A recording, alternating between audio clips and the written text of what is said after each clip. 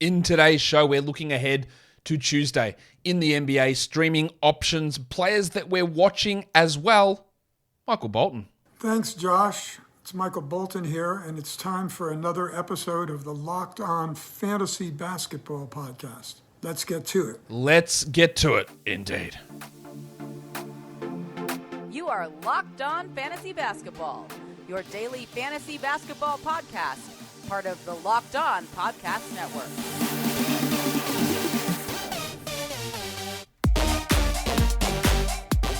Hello and welcome to the Locked On Fantasy Basketball podcast brought to you by Basketball Monster. My name is Josh Lloyd and I am the lead fantasy analyst at basketballmonster.com, and you can find me on Twitter as always at redrock_bball, on TikTok at redrock_bball, on Instagram at Locked On Fantasy Basketball, and at Substack at joshloyd48.substack.com. That's free. Today's episode is brought to you by BetterHelp. As the world's largest therapy service, BetterHelp has matched 3 million people with professionally licensed and vetted therapists, available 100% online. Learn more and save 10% off your first month at betterhelp.com/LockedOnNBA. Thank you for making Locked On Fantasy Basketball your first listen every day. We are free and available on all platforms. Only got 4 games on Tuesday as we prepare for a very big Wednesday. So we're going to have a look at those games on Tuesday. So Warnie, what do you think we should do? Let's get it on, Gilly. All right. First game. It was going to be a cracker, and now maybe not so much. Nets and Sixers. Disappointing to see the guys out of this game. Not on Brooklyn's side. They're okay. But apart from Tony Warren, but no one's really caring there. For the Sixers, Jim Harden's out. We knew that. Tyrese Maxey's out. Tangles is gone for the next 3 to 4 weeks. Yep. And now Joel Embiid is going to miss this reunion with Ben Simmons. So the Sixers are going to be pretty limited. Melton and Milton will be the starting backcourt. What they do at center, I don't know. They could start the table Montrezl Harrell. They could start PJ Tucker there and bring another wing in like Daniel House or George Niang. And I think given the fact that Ben Simmons is probably going to start at center for the Nets, even though Nick Claxton is back, that Harrell's not really going to make much sense, I wouldn't have thought. Like, he's going to get killed on defense, we know that. And I'm not really sure that he's you can afford to go small, like with PJ Tucker in there and getting shooting like Niang or House into that starting lineup. Paul Reed could also get minutes, but as I've said on a few shows already, I'm not sure that Harrell becomes, like, he's a streamer, like you can stream him for sure, but maybe he plays 20 minutes. In the last 3 games Embiid missed, he played 29, 12, and 14. Montrez did. So we'll see. And as I said, TJ Warren's out. Jaden Springer also out for the Sixers. We want to watch, of course, Ben Simmons. First game back in Philadelphia that's not a preseason game. He found form last game, and the game before that he was really good. What they do with him and Claxton's going to be interesting. Do they start them together? Do they bring Claxton off the bench? There's no way they're bringing Simmons off the bench. And if Claxton does start, is it Royce O'Neal or Joe Harris that moves to the bench? I think they'll probably keep Claxton on the bench, would be my guess at this stage. I don't know that, though. And yeah, I'm sort of going back and forth. Sometimes I think Claxton will start. Sometimes I think Harris will start. But against the Sixers team without Embiid, I'm not sure they need Claxton out there necessarily. And they can get by with Simmons starting at center pretty well, I think. So we want to watch Simmons. They also want to watch what happens with Claxton in his playing time. Is he down to like an 18-minute-a-night guy? That's really going to be hard to roster. I wouldn't drop him if it happens in this game, but if that becomes a trend, then yeah, he can go. For the Sixers, let's see what they do. George Niang, I think, is probably more likely to get minutes than Harrell, but again, that's me trying to get into the head of Glenn Rivers, MD, to figure out how he's going to run that rotation, and I don't think that's possible, because there are plenty of things they can do. As I said, Harrell, House, Niang, Reed can all get extra playing time here. So we want to see what Niang does, we want to see what Harrell does. If Harrell is starting, then he is a 12-team league stream option, but again, my expectation is that he doesn't. And then you've got Niang as a 3-point streaming scoring option with some decent efficiency. Toby Harris is going to return, the thick hogsman. I think I am a TH. T to the H. Yeah, TH for life. He has been dealing with a hip issue, but he's listed probable. So Harris should return, and he should get a pretty significant boost in his production in that game.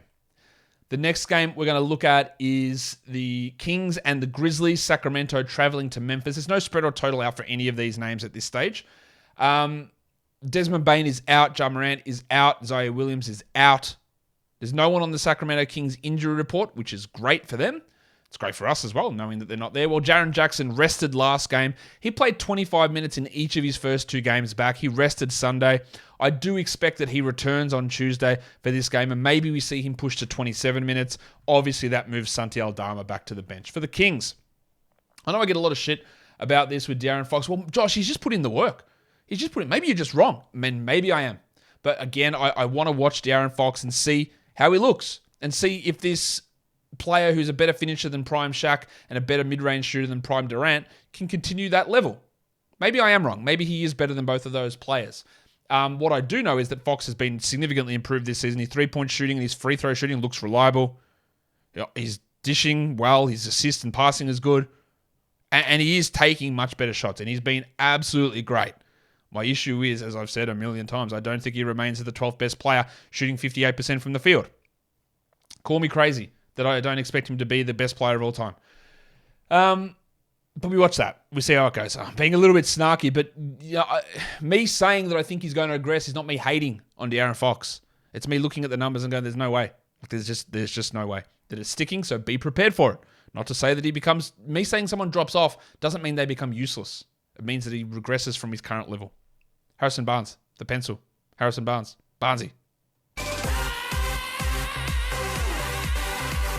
I mean, this is a perfect opportunity to use him. He's been struggling, but the last 3 or 4 games have been good. It's a 4-game day. Add him in, and let's see where it goes. He could do nothing, but he's been really, really strong the last couple of games. So you add him, and we see where it goes. I've said that a million times, but that's what we're going to do. I know where this is going to go, but I am going to watch Dylan Brooksy Brooks because I hate myself, but also because I want to see, can he get more than 30 shots? He got 30 last game. That was with Jaren out. Does he hijack the offense and not involve Jaren at all? That's going to frustrate me. How bad is he going to hurt your field goal percentage? Can he do anything apart from jack up terrible contested long twos? Yeah, he hit some threes at times, but I want to see how he fits with Jaren back. I also want to see Brandon Clark, who was pretty disappointing last game. Do his minutes go up with Jaren there, or do they lean more on Steven Adams? Last game, it was like an even split, basically, between Adams and between Clark. I'm actually just going to double check that in case I'm talking out of my ass.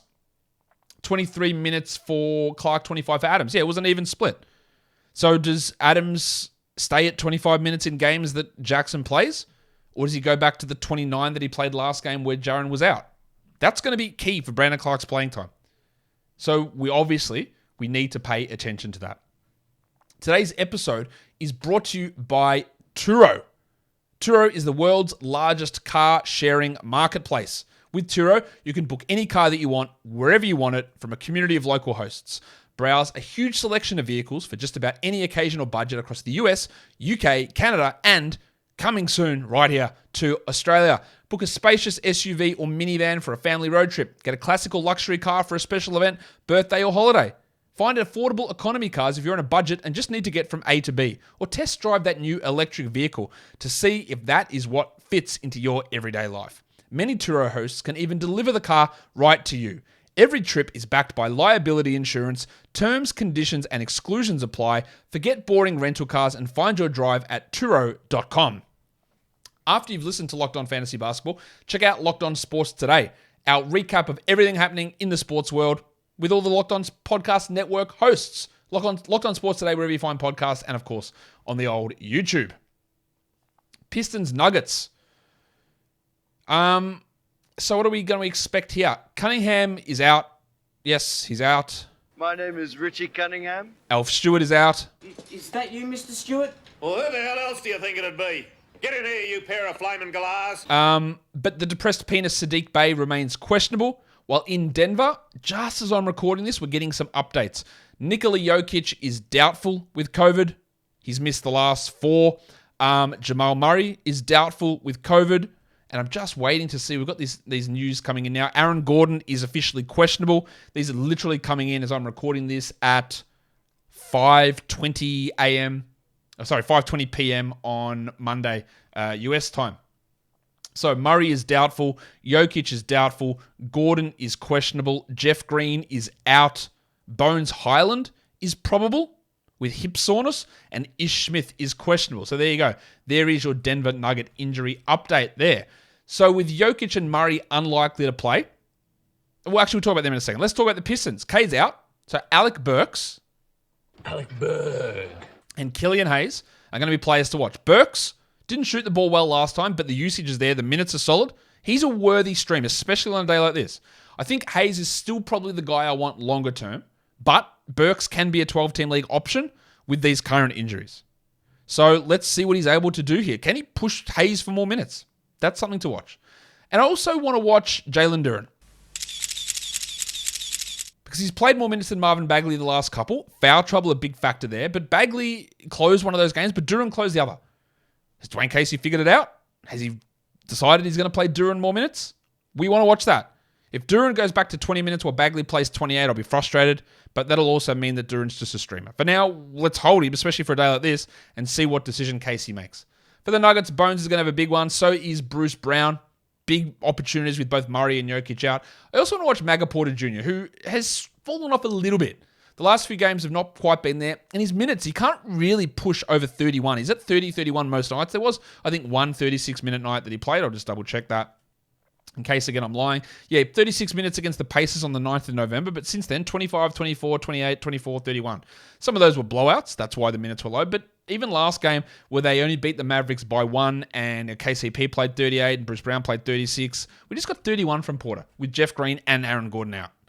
So that's something to watch to see if there's actually an issue there that's causing those lower minutes. We hope not. We hope that it's all good to go.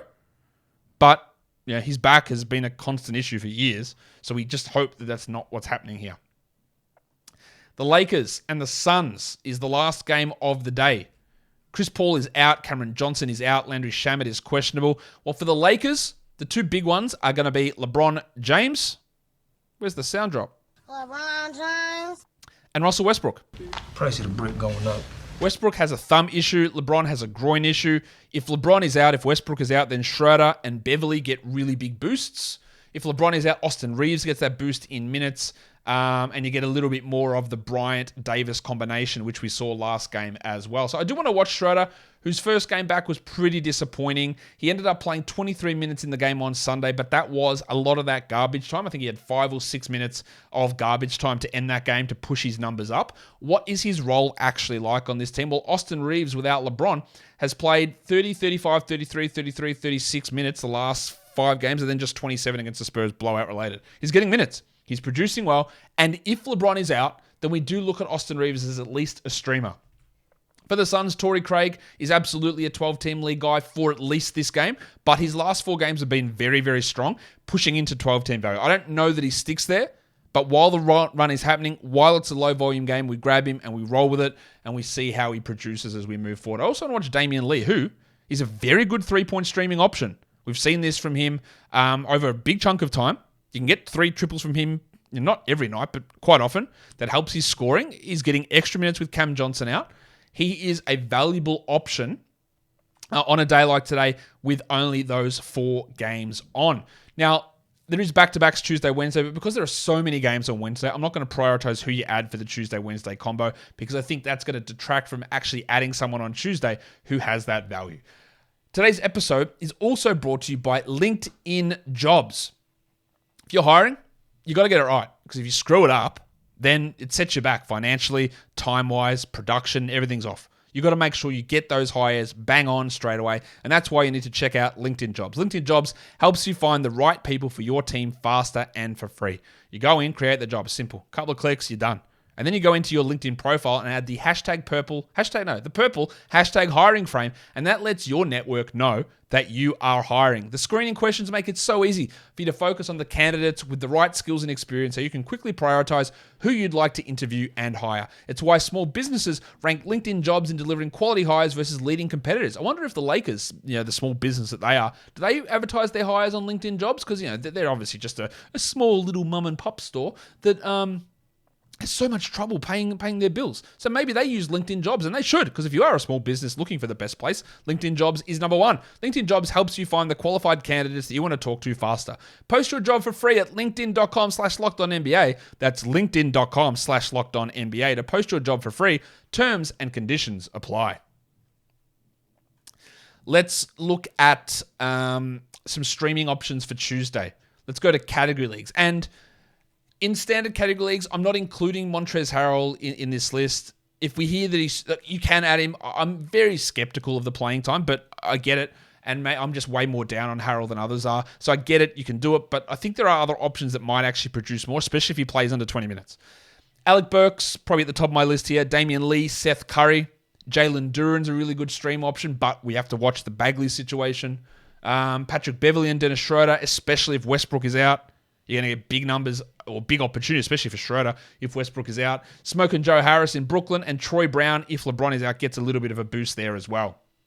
For deeper leagues, Lee and Beverly and Harris, they're all available in so many different leagues. So you can get them in Joe Harris, Troy Brown.